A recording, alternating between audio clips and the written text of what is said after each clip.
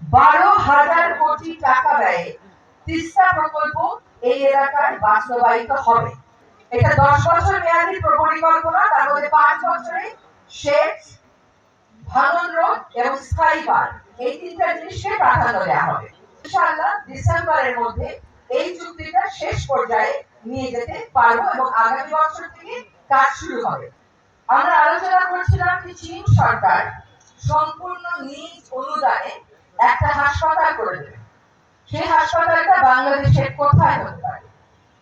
আসিফ ভাই হয়তো মনে থাকবে না নিশ্চয়ই, আমাদের মাননীয় প্রধান উপদেষ্টা বললেন এই হাসপাতালটা রংপুরে হতে হবে এবং এই হাসপাতালটা এই জন্যই রংপুরে হতে হবে আপনাদের এই আন্দোলনের অবদানের কথাটা মনে রেখে, এই অবহেলিত পিছিয়ে পড়া জনপদে এগিয়ে যাওয়ার কথাটা মনে করে। কেউ কেউ বলছিল যারা চিকিৎসা নিতে যাবে, এত উন্নত মানের চিকিৎসা দেবে, তারা কি ঢাকা থেকে চট্টগ্রাম থেকে আসবে রংপুরে? তখন উনি বললেন যে ঢাকা থেকে যদি ভারতে যায়, যদি সিঙ্গাপুরে যায়, যদি মালয়েশিয়ায় যায়, যদি সৌদি আরবে যায়, ব্যাংককে যায়, তাহলে রংপুরে যাবে না কেন? রংপুরেও আসবে। এইটা আপনারা একটু মনে রাখবেন যে আপনারা যদি ভাবেন যে আপনাদেরকে আমরা মনে রাখি, এটা কিন্তু ঠিক না। আমরা কাগজে কি লিখেছি তাদের সবসময় জাজ করা যায় না, আমরা হৃদয়ে কি লিখেছি এটা একটা বড় উদাহরণ আপনাদেরকে দিলাম। এবার আসি যে আপনারা তিস্তা নদী নিয়ে কথা বলেছেন। এখন টাকাকে দেবে না দেবে সেটা নিয়ে অনেক কথা হতে পারে। তিস্তার মতন একটা ভাঙ্গন প্রবণ খরস্রোতা ভাগ করে নেওয়া নদী, যেখানে আমরা ভাটিতে আছি, এটা ব্যবস্থাপনা প্রযুক্তিগত দিক থেকে অনেক উৎকর্ষতার দাবি রাখে। এই জন্য যখন চীন সরকারকে বিগত সরকারের আমলে যখন চুক্তি হয়, তাদের পরিকল্পনা শেলফে তুলে রাখা হয়, চীনের পরিকল্পনা বের করা হয়নি। আমরা ওটা বের করলাম, ওটার উপরে কাজ করেছি। 12,000 কোটি টাকা ব্যয়ে তিস্তা প্রকল্প এই এলাকায় বাস্তবায়িত হবে। এটার কাজ আমরা এগিয়ে দিচ্ছি। এখানে সরকারও টাকা দিবে, চীন সরকারও টাকা দিবে।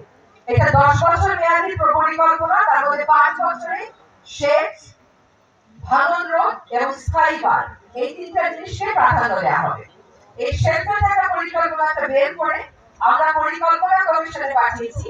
আপনারা জেনে আনন্দিত হবেন, গতকাল পরিকল্পনা কমিশন তাদের পক্ষ থেকে অনাপত্তি দিয়ে এই তিস্তার প্রকল্পের খসড়া পাঠিয়ে দিয়েছে আমাদের ইআরডি বিভাগে। এখন ইআরডি বিভাগ থেকেও পাঠিয়ে দেওয়া হয়েছে চায়নার কাছে যে আমরা এখানে একমত আছি। এখন বিশেষজ্ঞরা একটা ডিজাইন করবে।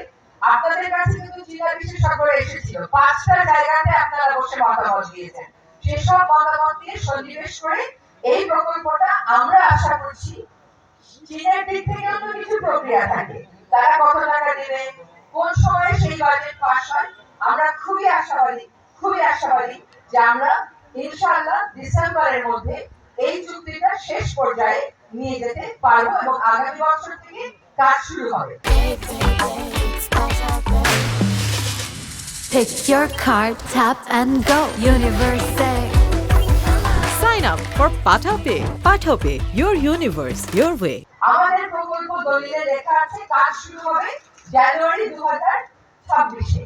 এত বড় ডিজাইন তো ল্যান্ডস্কেপিং না বাবা। কোন দিক দিয়ে পানি আসবে, কোন দিক দিয়ে ভাঙবে, কোন দিক দিয়ে বেশি ভাঙে, একদিকে বাদ দিলে আরেকদিকে ভাঙবে।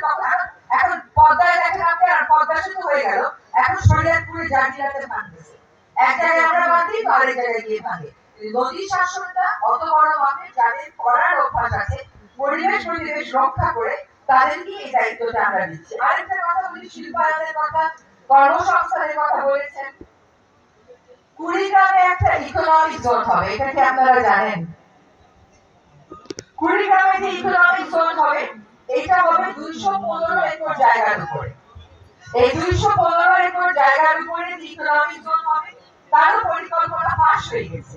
এটা করা হবে ভুটানের জন্য, এবং ভুটান এখানে অনেক কাজই করতে পারে। তবে প্রাথমিকভাবে 4টা বিষয় করবে। আপনারা বললেন এখানকার বাংলাদেশের কত % খাদ্যশস্য এখানে উৎপাদিত হয়, তাই বললেন না প্রেজেন্টেশনে, ভুটান কৃষি নিয়ে কাজ করবে যাতে রপ্তানিও করা যায়। ভুটান টেক্সটাইল এবং গার্মেন্টস নিয়ে কাজ করবে। গতকাল গেছি নদী ভাঙন প্রবণ এলাকায়, আমাকে নারীরা ধরে বললো আপা আমাদেরকে একটা গার্মেন্টস করে দেন, তাদেরকেও করে দিয়ে তাদের এখানে ভুটানের ইকোনমিক জোনে গার্মেন্টস হবে। তারপরে হচ্ছে খেলনা বানানো হবে এবং ফার্নিচার তৈরি করা হবে। এই ইকোনমিক জোনটার জন্য 215 একর জায়গা আমরা